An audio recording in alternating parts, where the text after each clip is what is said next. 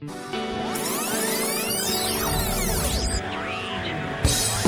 podcast listener, even if you are alone in your entrepreneurial pursuit, know that today, right now in your earbuds, you are joined by thousands of entrepreneurs all around the globe seeking to do the same thing you are. If you want to know more about this program or this podcast, or want to get barraged by a lot of annoying pop-ups, check out our website, lifestylebusinesspodcast.com.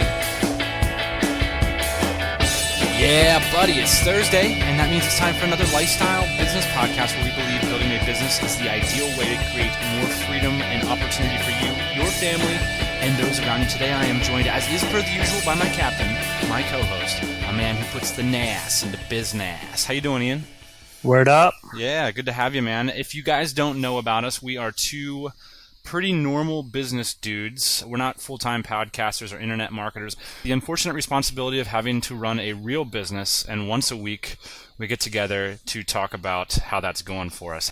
If you guys stick around to the end of the episode, we're going to talk about how you can get rich. But first, let's move on to the shouts. I want to thank listener Tristan for writing us in this week, giving us some fantastic feedback. This week, listener David asks us, I'm interested to hear you guys talk about if I've identified a target market, how do I go after that target market? And the one that David's put in front of us is internet marketers.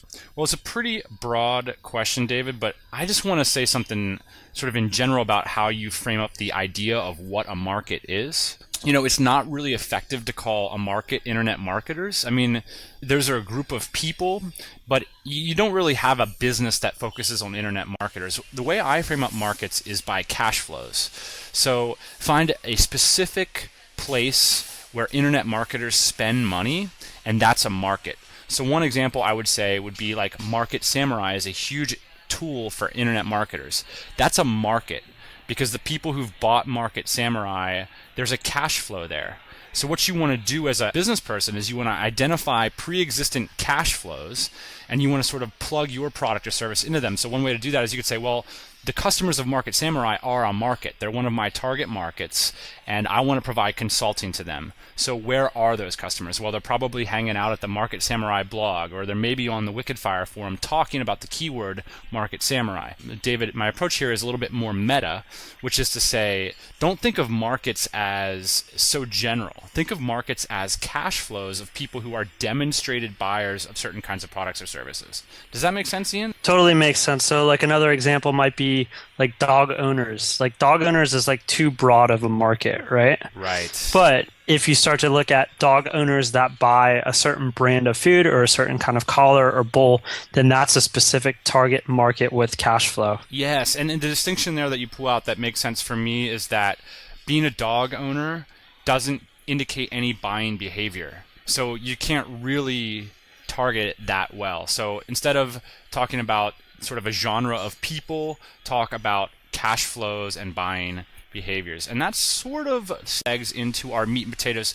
Today we are going to talk about, in the meat and potatoes, 6 unorthodox content strategies. I got an email from listener Brad this week, and he was interested about the sale process of the Outsource to the Philippines blog and our approach to content businesses in general. And I think we're starting to develop a little bit of a point of view on this stuff. So I wanted to share 6 unorthodox approaches to content production and thinking about content.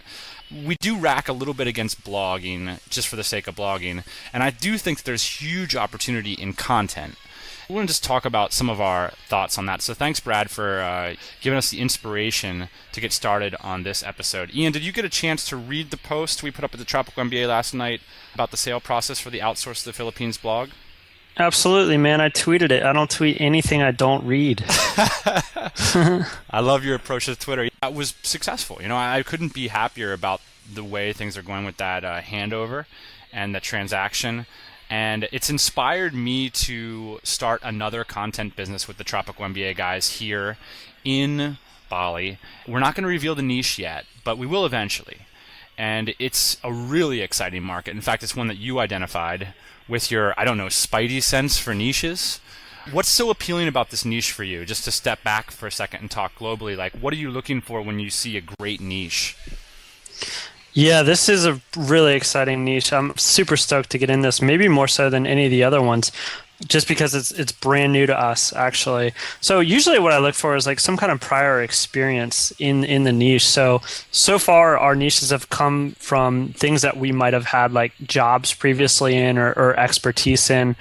So this one we have some expertise in manufacturing, which we might be doing down the road with this. But actually, I got this from a buddy of mine who said, "Hey, there's a problem over here, and you guys should take a look at it." So he had experience in the niche. Part of the reason I'm really excited about this is because this is a group of products that's primarily being sold right now into industry, but soon these products are going to be sold to consumers. And I think that's a huge opportunity right there when you see that happening. Yeah, and the one thing that I love about this kind of niche is that, and this is a common across most of our businesses, is that it's expensive.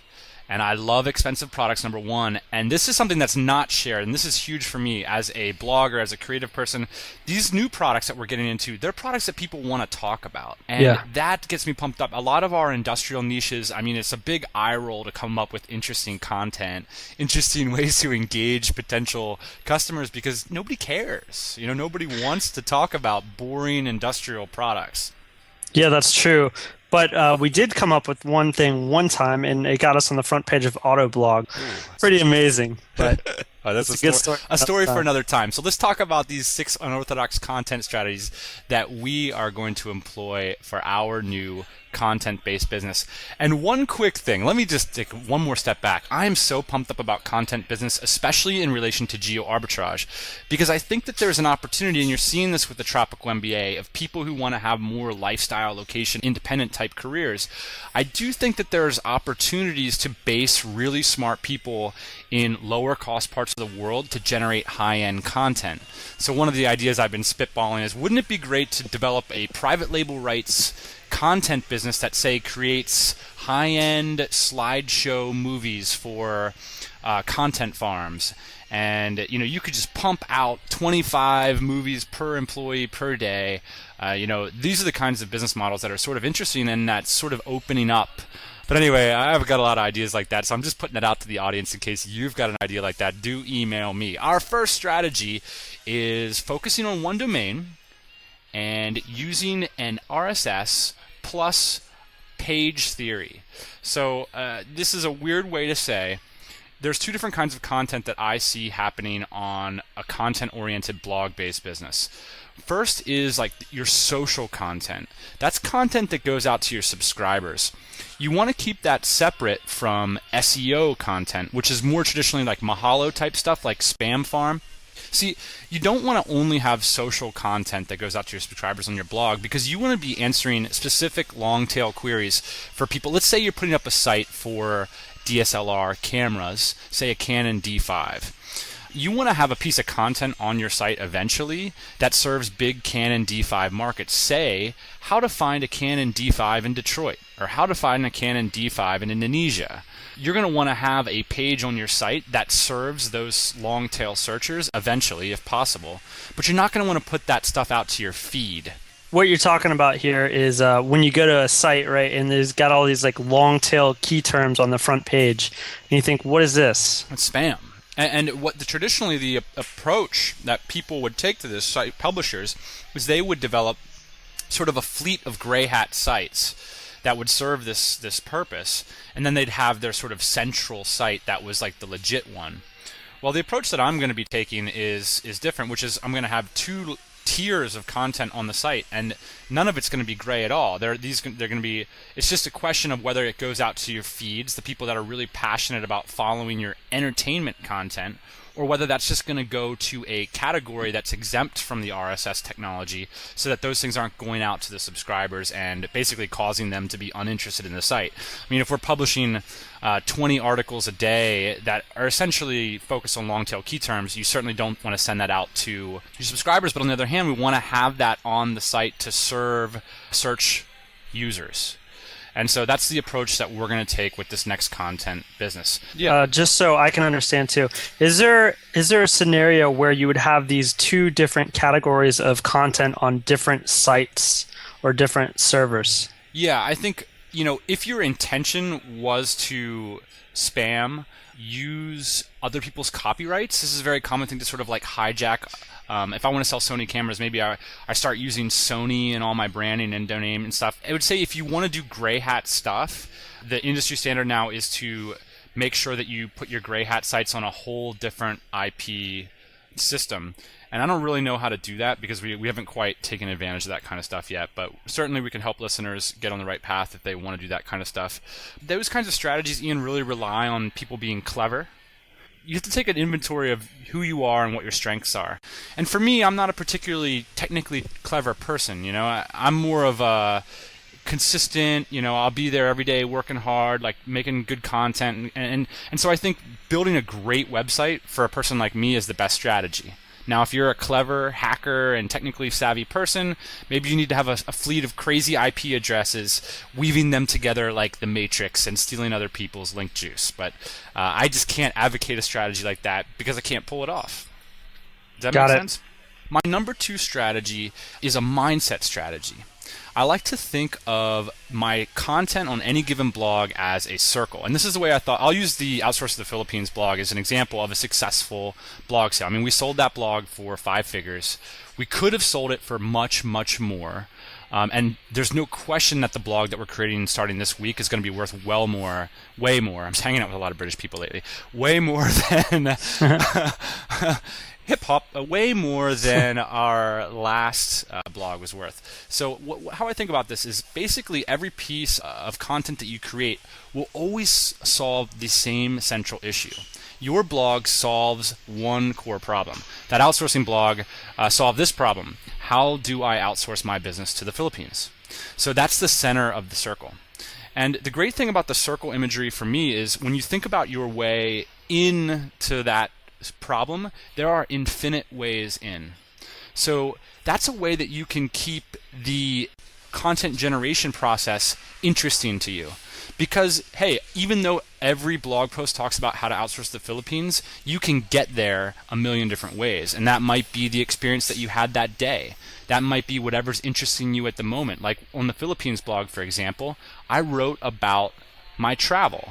But I always made sure that I related that to an entrepreneur who would be outsourcing and traveling in the Philippines as well.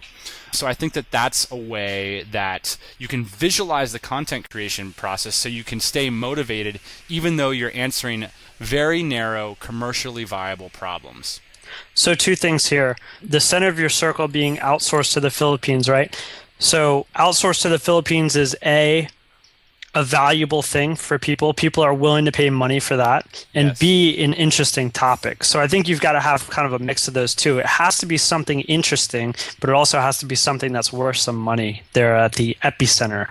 Absolutely. And that brings me to our next point, which is, I think, a big problem that aspiring content entrepreneurs have. So I believe you should make your niche selection based on other people's passions, but your content creation based on your passions. Okay, so I want to give you some examples of how this works, because what most people do is they select a niche based on their passions, and that lowers the commercial viability of a blog. So a lot of people, for example, will say, well, I love travel, so I'll start a travel blog, and then I'll be able to create content that I'm passionate about. But what I would never start a travel blog at this point because they're not that commercially viable. What I would do is instead start a blog that reviews potential relocation spots for entrepreneurs. Okay? So you see how this works? Like, I'm positioning a niche based on just like what you said, something that people are willing to pay money for. If I'm an entrepreneur and I'm going to relocate my business, I'm willing to pay money to hear information about that because that's something that I think is a commercially viable niche. But I can leverage my passion for travel to create content for that niche. So an example is if you wanted to start a personal development blog. Why not instead write a blog about how different foods, chemicals, and drugs affect your mental performance? So instead of starting a Watch Me Make Money on the Internet blog, why not start a blog where you write exclusively about email marketing products and services? Like by focusing your energy on a niche that's commercially viable, you're giving yourself some kind of creative focus, but I still think your broader passion for things like travel and personal development, they're going to come out even though you're starting at a very focused point. So, I mean, this simple little move, Ian, of focusing your niche selection on somebody else's problem rather than yourselves, I think in the end creates better blogs and it creates better businesses. That's obvious. Yeah, and it's totally more interesting as well. Right. And so I actually believe, Ian, that making content for blogs like this can not only be fun and soulful, but it can be easier. Because I think a lot of people at the beginning, they're like, all right, well, I'm interested in travel. But if I start a blog about like travel insurance, I'm a total sellout, right? And so I'm soulless. I'm a soulless bastard, and like my content is going to reflect that, and it's going to be crap. I actually don't agree with that. A lot of people out there, I think they don't necessarily know what niche to attack, or maybe they just don't feel like they're an expert.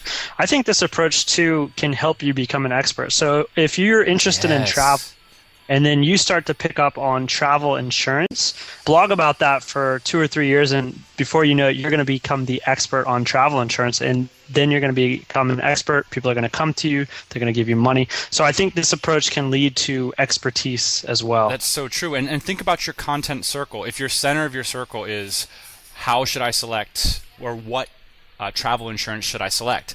Think about how many infinite ways there are into solving that problem for people. Maybe your trip that day to Machu Picchu is an inspiration for you to write that next blog post. And there's just so many ways to get into that. And this is the fourth point, which is by having that small focus, creative focus, you're not just creating content on whims. You know, this is a classic creative example. And being a content business person is being a creative.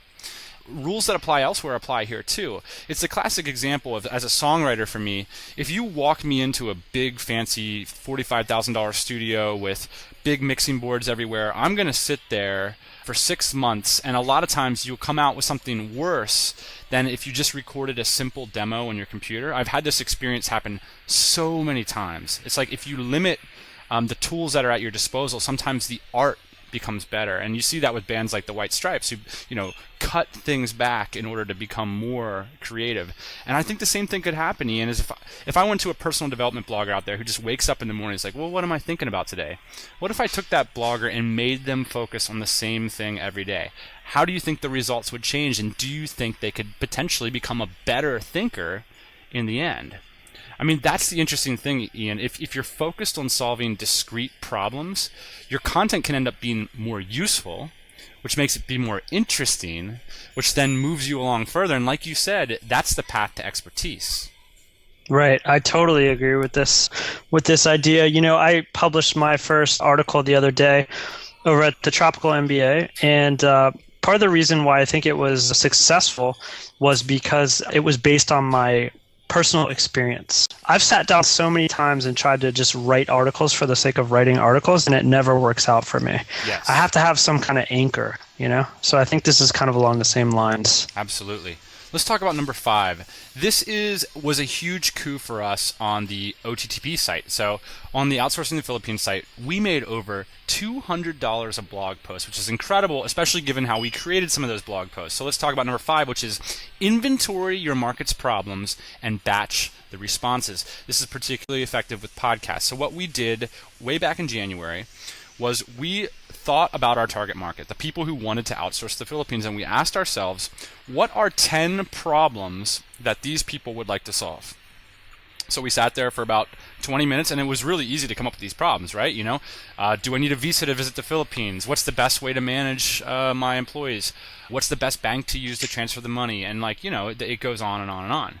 And so we came up with 12 problems, and then we sat there and we banged out highly targeted content, probably about 5-minute podcasts each, where we solved, in some ways, or addressed, would be a better way to say it, each one of these problems head on. And we dripped that content out over the course of a quarter, so weekly on Wednesdays. So essentially, by doing this one little exercise, we created a fiscal quarter's worth of content for a blog in about 6 hours. So do the math on that, Ian. We created 12 blog posts in 6 hours, each worth $200. That was a pretty good day for us. Yeah, I actually remember the day too. I think you had about 4 or 5 Diet Cokes, and I probably had 2 or 3. You definitely outdid me on the Diet Cokes, but yeah, it was a good day. So let's talk about our final strategy. One strategy, Ian, when you're on your way to expertise is interviews. Everybody talks about interviews. If you can bring highly intelligent people onto your blog, people that know more than you can leverage their expertise. One effective way to do this, and I'm working with some of the TMBA guys on this, is to have a product promise and then to offer ridiculous affiliate payouts. So let's take the example of overseas taxation services. I want to talk to a guy who focuses on British Virgin Island companies' taxation. Okay, I bring you on the program. How are you going to get some very busy, successful person to give you time? Well, I think provide them with exposure, with targeted backlinks to their site, and then you let them know that you'll offer them a 75% affiliate payout on the product on the back end. So if it's, and these are going to be high dollar products, because you're basically trying to get 2 hours of the guy's time or the gal's time. So I think that that's a big ask for people who don't know you. So I think one of the strategies you can employ, and I've seen be successful, is you go to them and say, hey, this is a $300 product. For every sale that you make, you're going to get $230 from me or something like that. Now, that might not even pan out for them. Say they're not an experienced internet marketer and they don't really have much of a sales funnel. But the promise of such a huge payout anyway is a great way to incentivize people. And anyway, most of your sales are going to come through your list and your other JV partnerships. So don't get greedy on those affiliate offers at the very beginning of your business. My approach would be to go with a big fat affiliate payout, even offer 100% if you need to get them on the phone, to get those big, meaty 2 to 3 hour in-depth interviews that, Ian, if you could pull together 10 taxation interviews about overseas incorporation, my wallet's already open. And so, you can really set the price points high for some of these expert interview type stuff. One thing I just want to say here about the affiliate payout, because I know this hurts, when you start offering over 50%, 75%, it's tough, right? You're doing all the work, and then this jerk that just came on your show for 2 hours is getting all the money, right? Right. Well, one thing that we found out, which is interesting, is in one of our niches, we're actually selling the lowest cost, highest quality product. Actually, we just started selling the lowest cost product maybe in the last year and a half. Mm-hmm. But one thing that we didn't foresee was how many converts we were going to have because of that. And so we're sacrificing basically on margin now. But what we're seeing is huge returns in the numbers of customers that we have, and then the amount of business, bigger business that leads to. So I say sacrifice early up front in order for the big payout in the end. A classic loss leader, hard goods product guys like of us have been doing that for decades now, and with the info product stuff, it's not even a loss leader. It's so bend over a little bit and you're still going to make 20% on this stuff. So that's our suggestion. Those are our 6 tips for unorthodox content generation. Let's move on to the quick tips, tricks, and or funny jokes section. I want to just talk about one quick tip that I hope that people would follow up on. It's basically this Felix Dennis book that we read together about a year and a half ago, Ian. I'm revisiting it this week, and it's just a fantastic book. Basically, Felix Dennis is a absurdly rich man, successful entrepreneur from the UK, who shares in the most candid ways how he thinks people get rich. Man, I just think it's fantastic. I think he gets one thing wrong for the lifestyle design community, which Felix Dennis feels like the primary benefit to getting rich is that you can buy back your time. What we as lifestyle business owners see is that there's an opportunity to earn your time back before you become filthy rich. Yeah. But what I see that's so great about what he talks about is the things that lead to these kind of success, these amazing kinds of successes that people dream about when they set off on their own lifestyle business. I think, let's take an example of someone who's passionate about traveling versus the example of someone who's passionate about getting rich. Who are you going to put your money on? Who's going to end up getting that lifestyle of freedom of mobility? I think that's a tough question, because all things being equal and saying that both people have equal amounts of motivation to either travel or get rich, I think they both have an equal opportunity, don't you? I don't know. It depends, because a lot of times what I'm seeing is people that are attracted to lifestyle businesses, they're motivated away. So they're motivated away from that job that they don't like, or they're motivated away from that boss that, sort of puts the dampers on their ambitions and their dreams. Whereas a lot of times the people that want to get rich, they're motivated towards. They're like, I want more responsibility. I want more of the world. You know what I want more of this. And I do think that that's a great attitude to have, especially if you want to grow a successful lifestyle business. The motivation away works, but maybe not quite as well as the person who really wants to take it on. So I think that that's one of the things about this Felix Dennis book is that you read it and you just get so pumped up. He has this great section called The 3 Misconceptions About the Rich, and he talks about, it's not about luck is one of the things he really points out, which I thought was fantastic.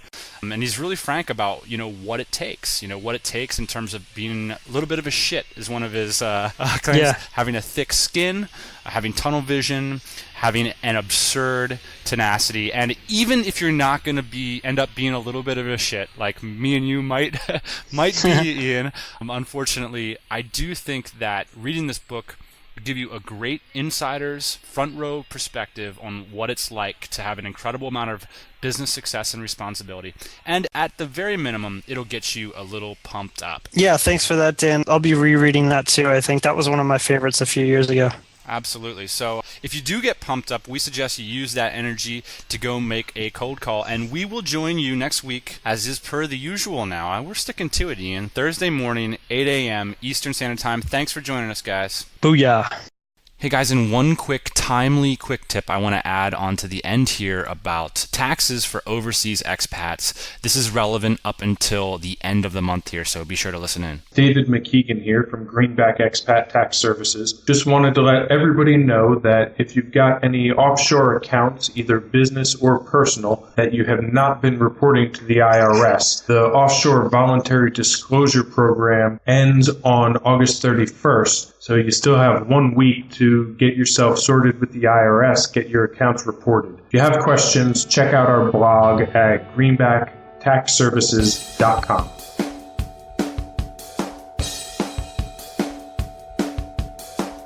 Hey everybody, thanks for listening. Don't be shy. We've got a mailing list, lifestylebusinesspodcast.com. Go there, get yourself signed up, and we'll keep you up to date on everything we do.